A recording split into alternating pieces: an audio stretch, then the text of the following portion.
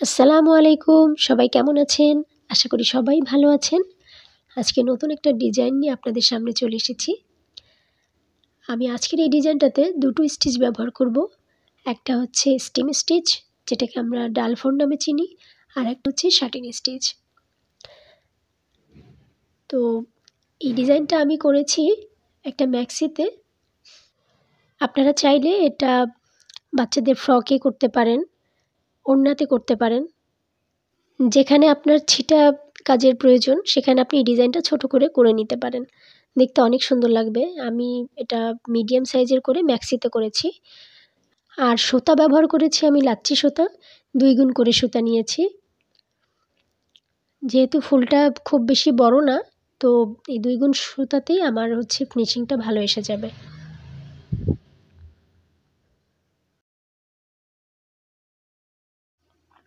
Satin stitch দিয়ে সেলাইটা করা শুরু করেছি আমি। এখানে ম্যাক্সিমাম সেলাইটাই হচ্ছে শাটিন স্টিচ দিয়ে।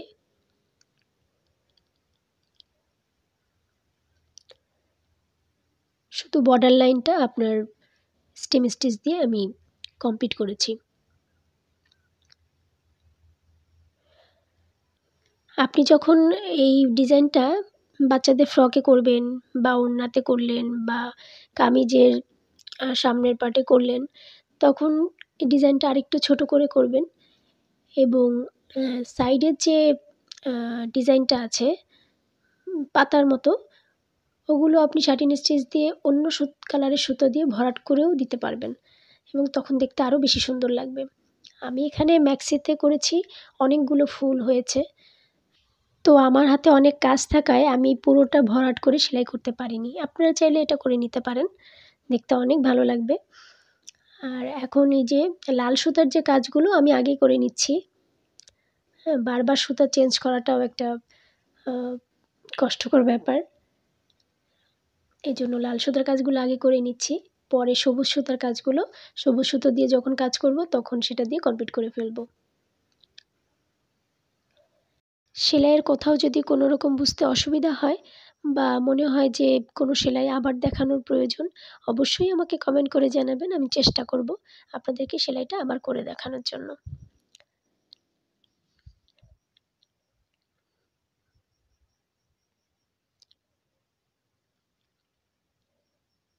সুতা একটু বড় করে নিলে এরকম সুতাগুলো পেঁচিয়ে যায়।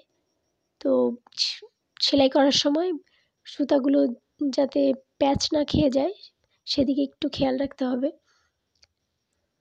তা না হলে বারবার কাজে অসুবিধা হবে।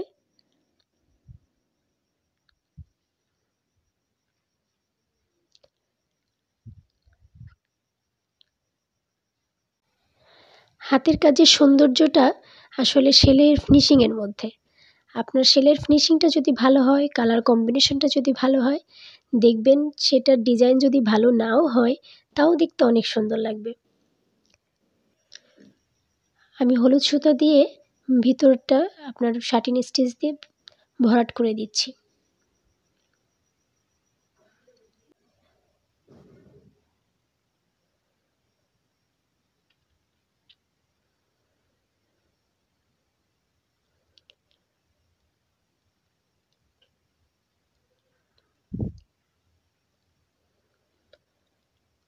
এখন এই হলুদ সুতা দিয়ে আমি ওই ফুলটার চারপাশ থেকে আপনার ডাল ফোর দিয়ে বর্ডার লাইন করে নেব।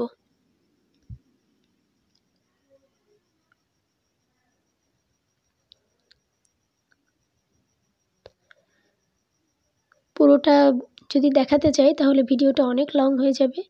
এজন্য কিছু কিছু অংশ আপনাদের দেখিয়ে দিচ্ছি, আপনারা এতেই বুঝতে পারবেন আশা করি।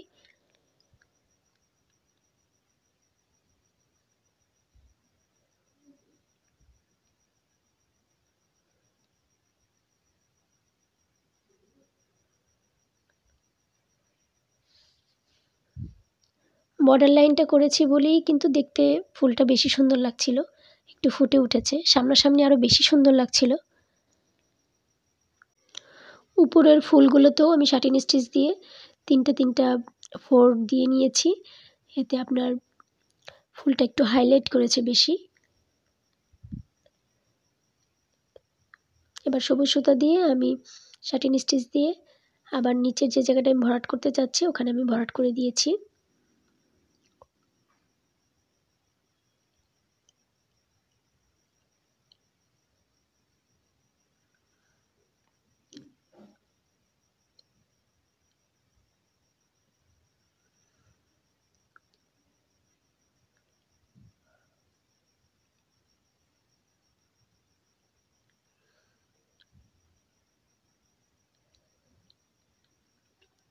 এবার আমি পুরো ফুলটাকে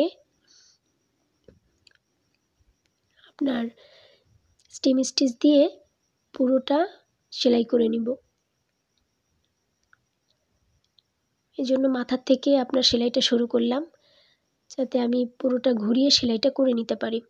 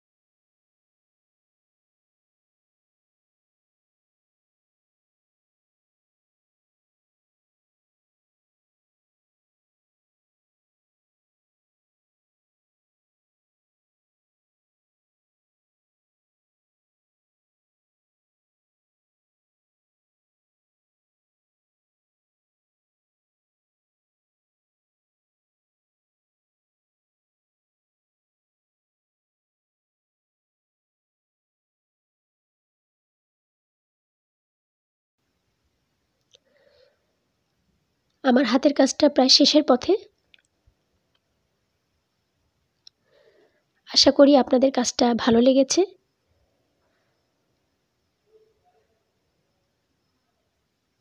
ওভারঅল কাজটা আপনাদের সবার কেমন লেগেছে কমেন্ট করে জানাতে কিন্তু একদম ভুলবেন না। আর লাইক দিয়ে অবশ্যই পাশে থাকবেন। আপনাদের ভালোবাসাই আমাকে আমার কাজ করতে আরও বেশি অনুপ্রাণিত করবে। সবাই ভালো থাকবেন। আসসালামু আলাইকুম।